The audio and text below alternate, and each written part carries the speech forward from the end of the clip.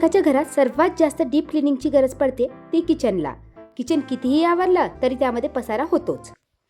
नमस्कार मैत्रिणींनो, कशा आहात सगळे? आशा करते की मस्त आणि मजेतच असाल. तर मी अंकिता आणि तुमचं पुन्हा एकदा स्वागत करते आपल्या यूट्यूब चॅनल स्मार्ट टिप्स मराठीमध्ये.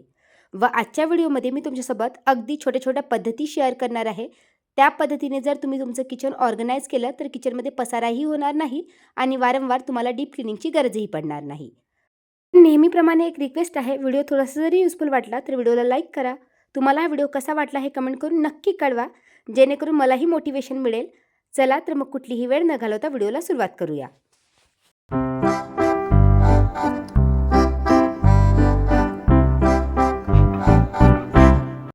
तर बघा, आजकाल ना मॉड्युलर किचनची खूप जास्त फॅशन आहे. दिसायला खूप सुंदर दिसतं, पण त्याला मेंटेन करणं देखील तेवढंच डिफिकल्ट आहे. बरेचदा आपण काय करतो, अशा प्रकारचे जे मॉड्युलर किचनमधले ड्रॉवर्स असतात किंवा किचन ट्रॉलीज असतात त्यामध्ये डायरेक्टली भांडे ऑर्गनाईज करतो. जर हे भांडे डायरेक्टली ऑर्गनाईज केले तर मग जे ड्रॉवर्स असतात ते खराब होतात आणि मग आपलं थोडंसं दुर्लक्ष झालं तर मात्र आपल्याला त्याची डीप क्लिनिंग करावी लागते. त्यामुळे जर तुमच्याकडे मॉड्युलर किचन असेल किंवा कुठलंही नॉर्मल जरी किचन असेल तर ते ऑर्गनाईज करतानाच काही पद्धती जर वापरल्या, जसं तुम्ही हे ड्रॉवर बघू शकता, यामध्ये मी किचन मॅट स्प्रेड केलेले आहे. व्हिडिओमध्ये तुम्ही मॅट बघितल्यास किती घाण झालेले आहे, पण या मॅट ज्या आहे त्या वॉशेबल आहे. जसं तुम्ही व्हिडिओमध्ये बघितलं की मॅट खूप जास्त घाण झालेल्या होत्या, त्यावर हळदीचे डाग देखील लागलेले होते. कारण हा जो ड्रॉवर आहे त्यामध्ये मी मसालेदाणे देखील ठेवते आणि अगदी गॅसच्या जवळच लागलेला असल्यामुळे बरेचदा कुठलंही तेल वगैरे उडलं जातं, त्यामुळे ते मॅट घाणेरडे झालेले आहे. तर आपल्या किचनमध्ये असे भरपूरसे ड्रॉवर्स असतात. जर आपण ते व्यवस्थित ऑर्गनाईज केले नाही, जसं मी यामध्ये मॅट टाकले नसते तर या ड्रॉवरची हालत तुम्ही विचार करू शकता किती घाण झालेली असती. तुम्ही ड्रॉवरचा आतला कलर बघू शकता, अगदी वाईट आहे. मग तो व्हाईट कलर साफ करायला आपला भरपूरसा वेळ गेला असता. त्यामुळे नेहमी लक्षात ठेवायचं की किचन ऑर्गनाईज करताना थोडंसं ट्रिक्स लावायच्या. जर तुम्ही मॅट अफोर्ड करू शकत नसाल आणि तुमच्याकडे मॉड्युलर किचन असेल तर तुम्ही न्यूजपेपर टाका. न्यूजपेपर टाकत नसाल तर मी तुमच्यासोबत बॅनरची आयडिया देखील शेअर केली होती, ती टाकू शकता. नाहीतर आजकाल त्या ब्लिंकिटच्या पिशव्या येतात ना, त्याची क्वालिटी देखील चांगली असते, तर ती देखील वापरू शकता. न्यूजपेपर तर झिरो कॉस्ट आयडिया आहे. तुम्ही न्यूजपेपर खराब झाले की फेकून देऊ शकता आणि दुसरे न्यूजपेपर देखील स्प्रेड करू शकता. पण या मॅट बघू शकता, मी फक्त एकदाच या मॅटमध्ये पैसे इन्व्हेस्ट केले होते, कारण या मॅट थोड्याशा महागड्या येतात. आणि बघू शकता या मॅट किती घाण झालेल्या आहे. अगदी स्क्रबरच्या हेल्पने हलकंसं हात फिरवलं की ते स्वच्छ होतात आणि त्यानंतर तुम्ही फॅनच्या खाली सुकवून घेतल्या तरी चालेल.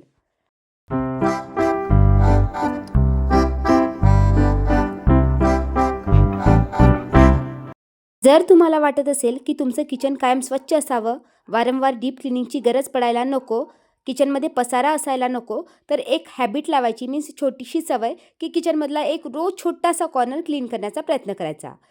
तर माझ्या किचनमध्ये 3 ड्रॉवर आहे ज्यामध्ये मी मॅट स्प्रेड केलेले आहे आणि आज मला तिन्ही ड्रॉवरचे मॅट काढून वॉश करून घ्यायच्या होत्या. तर इथे मी तिन्ही ड्रॉवरच्या मॅट व्यवस्थित स्वच्छ धुवून घेतल्या. फर्स्ट जो ड्रॉवर होता त्यामधल्याच मॅट सर्वात जास्त खराब झालेल्या होत्या. बाकी मॅट तर पाण्याने धुतल्यानंतरच स्वच्छ झाल्या आणि तिन्ही मॅट आता मी फॅनच्या खाली व्यवस्थित सुकत घातले आहे. पर्यंत सर्वात खालच्या ड्रॉवरमधले हे जे काही स्टीलचे डब्बे आहे ते हलकेसे खराब झालेले होते. जास्त चिकट तर माझे डब्बे कधी होतच नाही. फक्त जो कणकीचा डब्बा असतो तो नेहमी मी वॉश करत असते, मात्र बाकीचे डब्बे सहसा वॉश करत नाही. माझ्याकडे ना, मी तुमच्यासोबत शेअर केलं होतं की एक लिक्विड बनवून ठेवलेलं आहे, ज्यामध्ये मी थोडंसं बेकिंग सोडा, विनेगर आणि जे आपलं डिशवॉश लिक्विड असतं ना, ते मिक्स करून त्यामध्ये पाणी मिक्स केलेलं आहे आणि या स्प्रेनेच मी सहसा सगळं फर्निचर क्लीन करत असते. जस्ट हे जे स्प्रे आहे आपल्या डब्यावर स्प्रे करायचा आहे आणि त्यानंतर एका मी ओल्या कपड्याने डब्बे व्यवस्थित स्वच्छ पुसून घेतले आणि त्यानंतर एका कोरड्या कपड्याने व्यवस्थित स्वच्छ करून घेणार आहे. तुम्ही बघू शकता माझ्या किचनच्या खिडकीमधून नेहमी दुपारी खूप जास्त ऊन येत असते, त्याजवळच मी हे डब्बे ठेवलेले आहे. जिथपर्यंत मॅट वगैरे व्यवस्थित सुकतात तोपर्यंत हे डब्बे देखील सुकून जातील. आणि बघू शकता किती छान पद्धतीने हे डब्बे सुकलेले आहे. अशा पद्धतीने रोज जर आपण थोडी थोडी क्लिनिंग करत राहिली तर आपलं किचन देखील क्लीन राहतं, ऑर्गनाईज राहतं आणि आपल्याला जास्त डीप क्लिनिंगची गरज पडत नाही. बरेचदा आपण काय करतो की हे सगळे स्टीलचे डब्बे अतिशय घाण चिकट होतपर्यंत वाट बघत बसतो. मग सगळ्या डब्यांना आपल्याला खाली करावं लागते. एवढे डब्बे आपल्याला वॉश करावे लागतात, मग उन्हामध्ये सुकवावे लागतात. दिसायलाही ते डब्बे खूप घाण दिसत असतात, कारण त्यामध्ये चिकटपणा लागलेला असतो. ते काढायलाही आपल्याला भरपूर वेळ लागतो. इवन घरात पाहुणे आले आणि त्यांना ते डब्बे दिसले तर ते दिसायला छान नाही दिसत. अशा वेळेस जर तुम्हाला थोडंसं वाटत आहे की डब्यावर धूळ बसती आहे, मग अशा वेळेस ते एखाद्या स्प्रेने अशा प्रकारे पुसून घ्या. तुमची मेहनतही वाचेल आणि डब्बे देखील दिसायला छान दिसेल.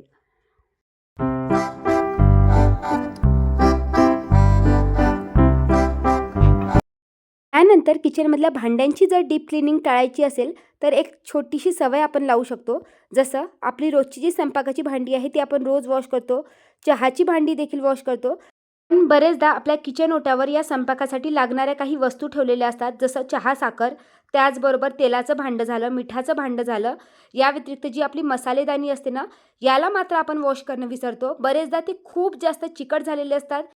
कारण रोजचा स्वयंपाक करताना या वस्तूंना आपण रोज वापरतो. घाई-गडबडीत तर आपले तेलकट हात देखील त्याला लागतात आणि सहसा ही भांडी खुल्यामध्ये ठेवलेली असतात. जसं माझा चहा साखरेचा डब्बा तुम्ही बघू शकता, असा किचन ओट्यावर ओपनमध्ये ठेवलेला आहे. मिठाचा डब्बा देखील ओपनमध्ये ठेवलेला आहे आणि सहसा खिडकीमधूनही धूळ येत असते आणि तेलात तुपाचे हात देखील त्याला लागत असतात.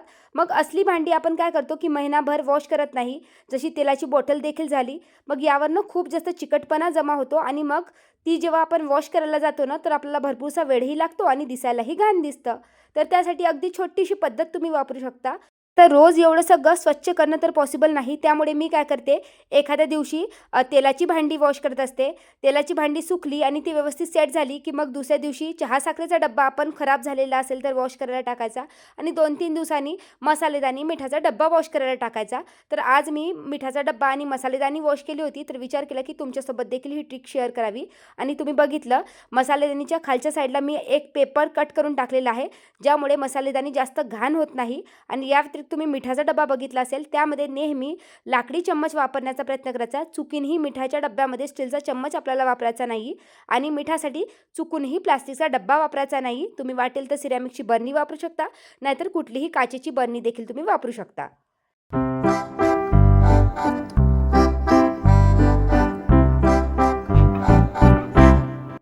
तर आज माझ्या किचन क्लिनिंगचं रुटीन होतं आणि पॅन्ट्री चेक केली तर हे 3 डब्बे रिकामे झाले होते.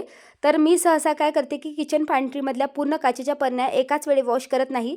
जशी बरण्या खाली होतात तसं वॉश करून घेते. म्हणजे किराणा आणला की फक्त आपल्याला भरायचाच असतो. त्या पद्धतीने जर आपण किचनमधले छोटे-छोटे डब्बे क्लीन करत गेलो तर एकाच वेळी सगळे डब्बे वॉश देखील करायची गरज पडत नाही आणि किचन देखील दिसायला छान दिसतं. आज मला किचनमध्ये ठेवलेली डोअरमॅट देखील धुवायला टाकायची होती. त्याचबरोबर विचार केला की किचन टाईल्स देखील स्वच्छ करावी. तर माझ्याकडे झाडू पोछायला दीदी येतात आणि बघू शकता हे जे कॉर्नर्स आहे ना, ते खूप जास्त खराब झालेले आहे. आपल्या हातचा पोछा आणि त्यांच्या हातचा पोछा यामध्ये काहीतरी फरक असतोच. तर मी काय करते की असं कधीही मला दिसलं, मी 2-3 महिन्यातून एकदा मी ही पद्धत वापरत असते आणि मी काय करते त्यासाठी एक ना स्क्रबर ठेवलेला आहे, ज्याला हँडल लागलेला आहे. हे स्क्रबर मी तुमच्यासोबत जुन्या व्हिडिओमध्ये शेअरही केले होते. तर आज किचन टाईल्सचे जे साईडचा एरिया होता त्यामध्ये खूप जास्त मळ जमा झालेला होता आणि दुपारचा टाईम होता. किचनमध्ये कोणी येणारही नव्हतं. त्यामुळे किचनची महत्त्वाची कामे पहिले संपवली आणि त्यानंतर विचार केला की हे सगळं स्वच्छ करावं. अगदी सोपी ट्रिक आहे. मी काय करते, जस्ट जो हँडल आहे, एक स्क्रबर आहे विथ हँडल, त्याला मी ओलं करून घेतलं. त्यामध्ये आपल्याला थोडंसं हार्पिक टाकायचं आहे आणि त्यानंतर हलक्या हाताने घासून घ्यायचं आहे. तुम्हाला ग्लोव्स वगैरे घालायचीही गरज पडणार नाही, कारण याला हँडल दिलेलं आहे. तर अशा प्रकारचे स्क्रबर मी तुमच्यासोबत शेअर केले होते. यातले 2 स्क्रबर मी बाथरूम टाईल्स स्वच्छ करायसाठी ठेवलेला आहे आणि हा एक स्क्रबर किचन आणि घर स्वच्छ करायसाठी ठेवलेला आहे. हा स्क्रबर नेहमी किचनमध्येच ठेवलेला असतो आणि जेव्हाही मला वाटते की घरातला कुठलाही कॉर्नर किंवा किचनमधला कुठलाही कॉर्नर खराब झालेला आहे, त्यामध्ये मड जमा झालेली आहे, तेव्हा मी हलक्या हाताने हार्पिक घालून हा एरिया स्वच्छ करून घेते. 5 मिनिट ते हार्पिक तसंच मुरू देते आणि त्यानंतर व्यवस्थित पुसून घेते. तर ही एक छोटीशी पद्धत आहे, पण आपली किचन टाईल्स क्लीन ठेवण्यात किचनचे कॉर्नर्स बरेचदा स्वतः पुसून देखील घाण झालेले असतात. मग अशा वेळेस तुम्ही 2-3 महिन्यातून एकदा ही पद्धत ट्राय करून बघा. तुमची किचन टाईल्स या व्यतिरिक्त घरातील टाईल्स देखील नेहमी क्लीन राहील.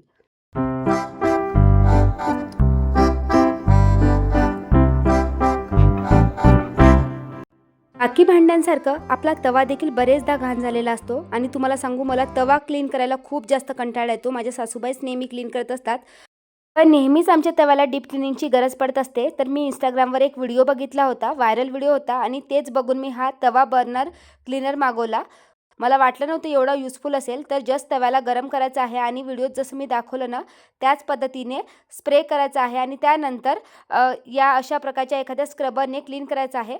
थोडीशी मेहनत तर लागते, कारण आपल्याला तवा गरम करून थोडासा घासून घ्यावा लागतो, पण खूप सोप्या पद्धतीने तवा क्लीन होतो. तर पाहू शकता इथे तवा बऱ्यापैकी क्लीन झालेला आहे. जर नॉर्मल पद्धतीने तवा गॅसवर गरम करून मीठ, लिंबू वगैरे टाकून क्लीन केले असते, तर माझा तवा तुम्ही बघू शकता खूप घाण झाला असता आणि भरपूर वेळ लागला असता. जर तुम्हालाही तवा वगैरे क्लीन करायला कंटाळा येत असेल किंवा तुम्ही वर्किंग असाल, कमी मेहनतीत एखादी वस्तू तुम्हाला स्वच्छ करायला आवडत असेल, तर हे प्रोडक्ट देखील तुम्ही नक्कीच वापरू शकता.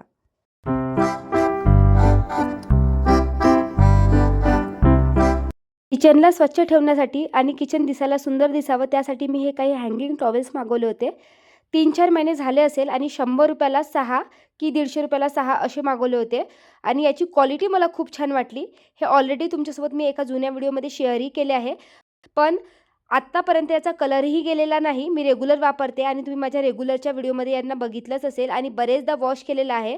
मला हे खूप युजफुल प्रॉडक्ट वाटलं. त्यामुळे आज किचन ऑर्गनायझेशनची आयडिया मी तुमच्यासोबत शेअर करत होते. तर विचार केला या प्रॉडक्टचा रिव्ह्यू देखील तुमच्यासोबत शेअर करावा. जर तुम्ही कुठल्या हँगिंग टॉवेलच्या शोधामध्ये असाल, तर अशा प्रकारचे टॉवेल नक्कीच वापरू शकता. दिसायलाही छान दिसतात आणि किचन देखील आपलं ऑर्गनाइज दिसतं. मागच्या एका जुन्या व्हिडिओमध्ये मी तुमच्यासोबत हे मातीचं भांडं शेअर केलं होतं. स्पेशली दही वेजन घालण्यासाठी हे भांडं मी मागवलं आहे. खूप युजफुल आहे, पण मला माहितीच नव्हतं की या भांड्यांना कसं वॉश करायचं. दही संपल्यानंतर याला मी जस्ट पहिले नॉर्मल पाण्याने वॉश करून ठेवून दिले होते. तर मग दुसऱ्या दिवशी मी बघितलं की यामध्ये फंगस चढलेला आहे. त्यानंतर मी काय केलं की याला डिशवॉश लिक्विडनी वॉश करून टाकलं.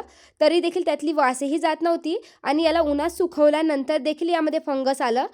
यातून एक घाण वास येत होता. तर बरेच जणांना माहिती नसतं म्हणून तुमच्यासोबत सांगते आहे, कारण बरेच जणांकडे मातीची भांडी घेतात आणि मग ते डिशवॉश लिक्विडने क्लीन करतात. तर मातीच्या भांड्यांना डिशवॉश लिक्विडने क्लीन करायचं नसतं. त्यामध्ये थोडंसं मीठ घालून तुम्ही क्लीन करू शकता. पण याला फंगस आलं होतं आणि असं जर तुमच्या भांड्यासोबत होत असेल, तर मीठ, बेकिंग सोडा आणि व्हिनेगर घालायचं आहे आणि एखाद्या नवीन स्क्रबर घ्यायचा आहे आणि त्याने आपलं भांडं व्यवस्थित घासून घ्यायचं आहे आणि त्यानंतर व्यवस्थित वॉश करून हे उन्हात सुकत घालायचं आहे. तर बघा, आता मी याला या पद्धतीने जेव्हा वॉश केलं ना, यामधला जेवढा काही घाणेरडा वास होता तो पूर्णपणे नाहीसा झाला होता. आणि आता हे जे स्क्रबर आहे, स्पेशली मी हे भांडंच घासण्यासाठी ठेवणार आहे. हे इतर भांड्यासाठी आपल्याला यूज करायचं नाही आहे. तर जर का तुमच्याकडे ही मातीची भांडी असेल आणि त्याला जर तुम्हाला योग्य मेंटेन कसं करायचं हे कळत नसेल, तर एकदा नक्कीच या पद्धतीने स्वच्छ करून बघा.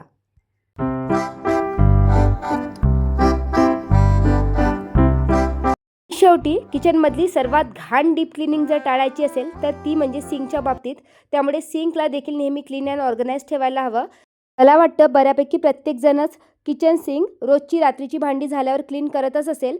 पण हप्त्यातनं 2दा तुम्ही पितांबरी पावडर टाकून देखील किचन सिंक स्वच्छ करत जा. त्याने किचन सिंक खूप चांगल्या प्रकारे स्वच्छ होतो. या व्यतिरिक्त महिन्यातनं एकदा ड्रेनिक्स नावाचं एक पावडर मिळतं, वेगवेगळ्या कंपनीचं मिळतं.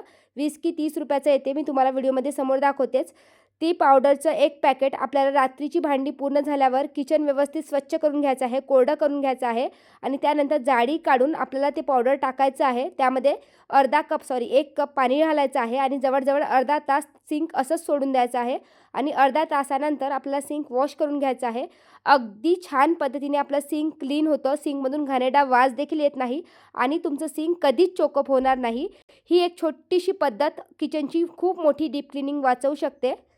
तर मैत्रिणींनो, या होत्या काही छोट्या छोट्या हॅबिट्स आणि पद्धती ज्याचा वापर करून आपण किचनची नक्कीच डीप क्लिनिंग टाळू शकतो. तर व्हिडिओ इथेच एंड करते. आशा करते की आजचा व्हिडिओ देखील तुम्हाला युजफुल वाटला असेल. व्हिडिओ आवडला असेल तर नेहमीप्रमाणे व्हिडिओला लाईक करा. तुम्हाला हा व्हिडिओ कसा वाटला हे कमेंट करून नक्की कळवा, जेणेकरून मलाही मोटिवेशन मिळेल. या व्यतिरिक्त तुम्ही जर का माझ्या चॅनलवर नवीन असाल तर चॅनल देखील सबस्क्राईब करा. या व्यतिरिक्त व्हिडिओला हाईक देखील करा. चला तर भेटूया अशाच एका नवीन व्हिडिओमध्ये. तोपर्यंत बाय बाय.